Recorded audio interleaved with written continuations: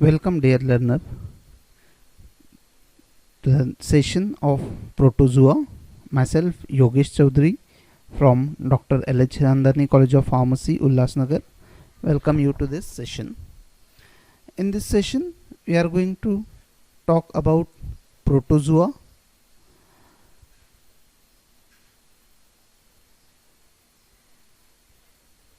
So our learning outcome for this session, that is, the learner should be able to explain the protozoa, and the learner should be also able to classify the different protozoas. If we talk about general characteristics of protozoa, that means what they are. So it starts with the name, that is protozoa, which can be split in protos and zoon.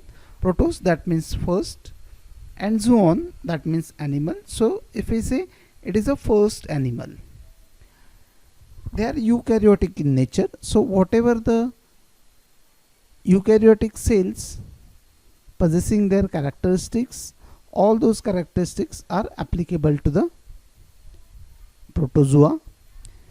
They are microscopic, colorless and non-photosynthetic. Microscopic, that means we cannot see them with a naked eyes. So if you want to observe them, you have to observe it under the microscope only. They are colorless in nature and they are non-photosynthetic. Non-photosynthetic, that means they cannot prepare their own food.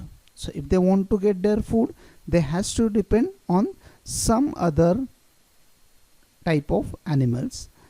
Like when we say about the algae, they are producing their own food, while protozoa, they cannot produce their own food. If we talk about size, they are basically 5 to 250 micrometer.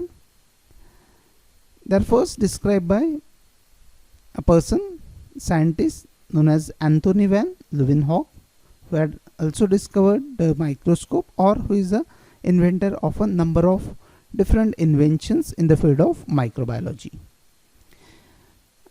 The study of protozoa is also called as a protozoology. So it is one of the branch of a microbiology whereby the protozoa is studied in detail, and that is called as a protozoology. If I ask you the question, that is, what is difference between algae and protozoa? So what are all things you should think about? So I'll just give you some time, just think on the algae and protozoa, and then we'll discuss on what are the exact differences between algae and protozoa.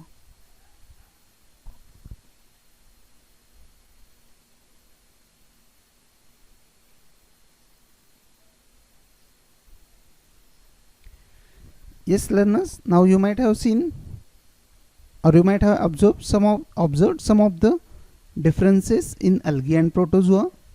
The main or the major difference between both of them, that is the photosynthetic and non-photosynthetic nature. So algae, they are photosynthetic in nature, that is why they are producing their own food and they are called as a primary producer. And if we talk about protozoa, they are non-photosynthetic. So they has to depend for their food on algae itself. So moving to the next part, that is occurrence, natural habitat and nutrition. So if we talk about protozoa, they require large amount of moisture for their growth. So you can find them wherever you can find out a large amount of moisture, maybe in fresh water, marine water, sewage water, or even the different places where you can find out the occurrence of water in a large quantity. But it is not only for the moisture which is required for the growth, but sometimes some of the protozoal cell, they can also grow in a dry condition. Like example, some of the protozoa which are found in a soil. So there are, apart from the moisture content, there are some other factors which influence the habitat of a protozoa, like temperature, moisture, light and nutrition. So if we talk about classification of protozoa, so mainly based on the locomotion we can classify these protozoa in the 4 different types. Now based on locomotion, that means the way they are moving from one place to another place.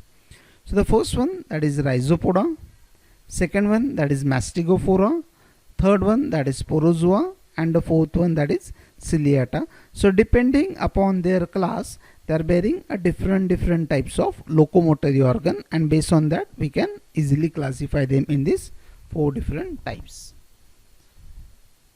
Thank you.